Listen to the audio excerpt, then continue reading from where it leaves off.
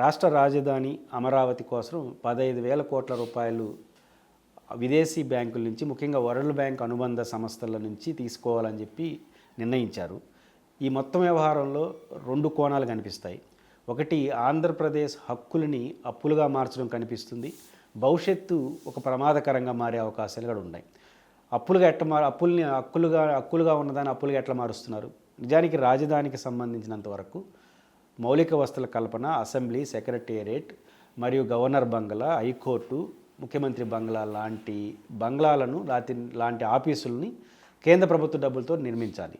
ఇప్పుడు మౌలిక వసతుల కల్పన, ఇవన్నీ ఆఫీసులన్నీ నిర్మాణం ఆంధ్రప్రదేశ్ ప్రభుత్వం తక్షణం చేయాలి. అవి చేస్తే ఉచితంగా కేంద్రం నుంచి డబ్బులు రావాలి, అంటే బడ్జెట్ నుంచి అలొకేషన్ కావాలి.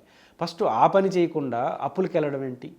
ఇదే అనుమానానికి తావిస్తుంది. అంటే ఆ వివరా రేపు అనే ఒక అనుమానానికి తావిచ్చే అవకాశం ఉంటుంది. రాష్ట్ర ప్రభుత్వం కూడా దాన్ని ఫస్ట్ అడగాలి. ఏదైతే విభజన చట్టం ప్రకారం రాజధాని విషయంలో ఏవైతే ఉన్నాయో అవి ఇమ్మని ఫస్ట్ అడిగి, చాలకపోతే మళ్ళీ అప్పులకు పోతే ఒక అర్థం ఉంది. అసలు డైరెక్ట్గా మొదట అప్పుకు పోవడం ద్వారా హక్కుల్ని అప్పులుగా మార్చేస్తున్నారు అనేది ఓ అర్థం.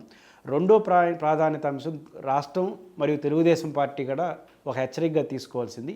ఈరోజు కేంద్ర ప్రభుత్వం దాదాపు 16 లక్షల కోట్ల రూపాయలు అప్పు తీసుకొస్తూ ఉంది బడ్జెట్లో. ఈరోజు రాష్ట్రంలో ఉన్న బీజేపీ నాయకులు, పురంధేశ్వర్ గారు లాంటి వాళ్ళు ఏమంటున్నారు? అప్పే కాకపోతే కేంద్ర ప్రభుత్వం తీసుకొని మనకి ఇస్తుంది అంటున్నారు.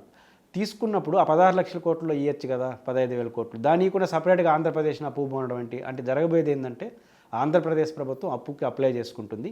ఆంధ్రప్రదేశ్ తలకాయ మీదనే అప్పు తీసుకొస్తారు. కేంద్ర ప్రభుత్వం గ్యారంటీ నాట్ ఓన్లీ 15,000 కోట్లు, 45,000 కోట్లు ఏదైతే ఎఫ్ఆర్బిఎం లిమిట్స్తో తీసుకుని దానికి కూడా కేంద్ర ప్రభుత్వమే గ్యారంటీ ఇస్తుంది. ఆంధ్రప్రదేశ్ ప్రభుత్వం విదేశాల నుంచి చేసే ప్రతి రూపాయికి కేంద్ర ప్రభుత్వం గ్యారంటీ ఇవ్వాల్సిందే. ఎందుకంటే రాష్ట్ర ప్రభుత్వం ఇవ్వకపోతే మేము ఇస్తామని అష్యూరెన్స్ అది దాంట్లో. కాబట్టి దీనికి ఏదో ప్రత్యేకించే గ్యారంటీ ఇవ్వడం కాదు.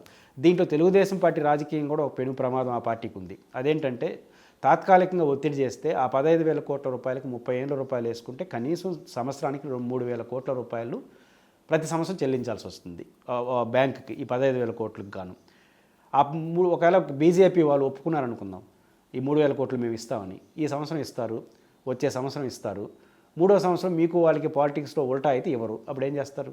3,000 కోట్లు రాష్ట్రం మీద భారం అయిపోతుంది. ఎన్నికల సమయంలో ఈ 3,000 కోట్లు కానీ మీ బడ్జెట్లో భారం అయితే ఏమీ చేయలేరు. బీజేపీ కేంద్ర ప్రభుత్వం ఈ 15,000 కోట్లు ఇవ్వడం ద్వారా తన బాధ్యత నుంచి తప్పించుకుంటా ఉంది. ఇచ్చినట్టు తెలుగుదేశాన్ని కూడా తన ఫోల్డ్లో తీసుకెళ్తా ఉంది. ఈ 15,000 కోట్లు ఇప్పుడు ఇచ్చారు, ఇంకో 10,000 కోట్లు చేసి 6,000-7,000 కోట్లు ప్రతి సంవత్సరం మేము ఇస్తామని చెప్పి అనధికారికంగా చేస్తే, రేపు పొలిటికల్లో తేడా వస్తే మేము ఇవ్వనంటే మీరేం చేస్తారు? రాష్ట్ర బడ్జెట్ని కేటాయించాలి. ఎలక్షన్ ముందు రాష్ట్ర బడ్జెట్ నుంచి 5,000 కోట్లకి వేస్తే మునిగిపోతారు.